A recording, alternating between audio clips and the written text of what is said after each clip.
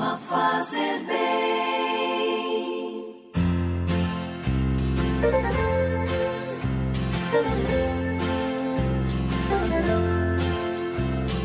Orar costuma fazer bem. O coração de quem se entrega à oração tem mil histórias pra contar. Caríssimos, em nome do Pai, do Filho e do Espírito Santo, saímos da noite, entramos na aurora. Com alegria, saudamos a luz ressuscitada e ressuscitadora, o nosso Senhor Jesus.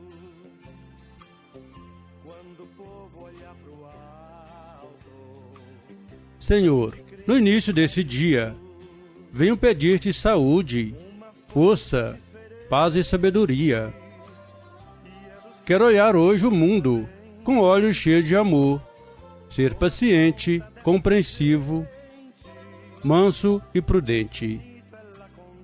Quero ver além das aparências, teus filhos como tu mesmo os vês, e assim não ver senão o bem em cada um.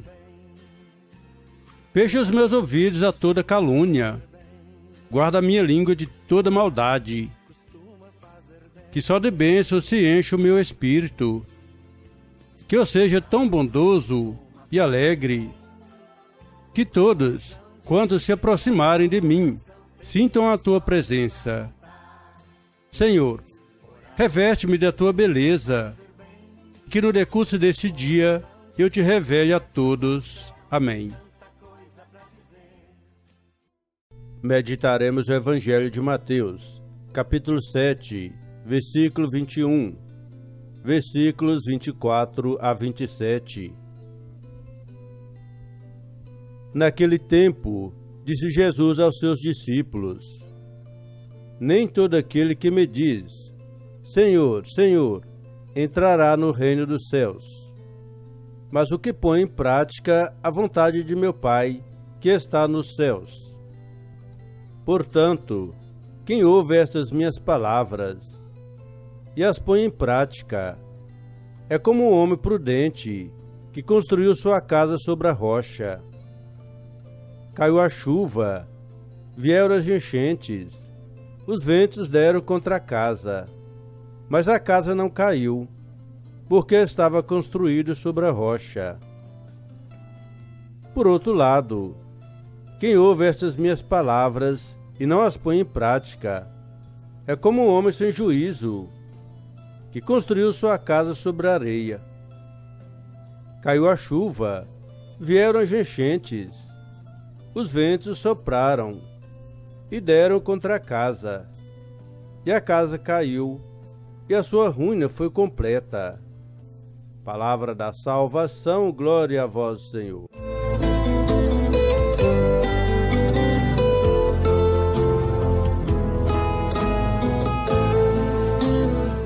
Caríssimos, a liturgia desta quinta-feira, da primeira semana do Advento, nos coloca na perspectiva das escolhas da vida. Durante o seu sermão da montanha, Jesus contou essa parábola sobre dois homens, um que construiu sua casa sobre a rocha e o outro que construiu sua casa sobre a areia. A casa construída sobre a rocha resistiu à tempestade, e o construtor é chamado prudente. Mas a casa construída sobre a areia desabou durante a tempestade, e o construtor é chamado sem juízo.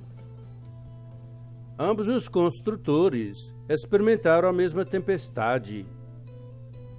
Como vemos nesta parábola, construir uma casa é simplesmente uma analogia para construir uma vida.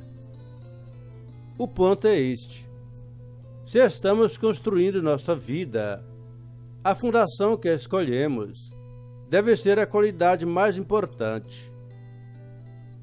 Nos versículos que seguem, Jesus oferece duas opções para construí-la. Jesus começa afirmando que devemos ouvir suas palavras, mas ele não para por aí. Ele continua dizendo que devemos agir de acordo com suas palavras. Se iremos construir numa fundação sólida, devemos fazer o que Jesus ensina em suas palavras. O alicerce adequado para a vida são as palavras de Jesus, não apenas ouvindo-as, mas escutando e depois colocando-as em ação. Tiago escreve: vocês devem praticar o que a mensagem ensina e não devem somente ouvir, enganando a vocês mesmos. Tiago 1, versículo 22. Meus prezados irmãos e irmãs, não são os que anunciam nas praças sua fé que vão herdar o reino dos céus, e sim os que vivem o que pregam.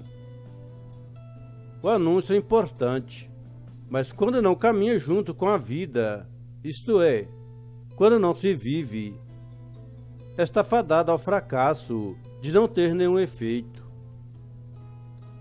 O grande pedido de Jesus é que saibamos viver sempre e a cada dia à luz de seus ensinamentos, viver o que pregamos, e assim conseguiremos pregar com autoridade.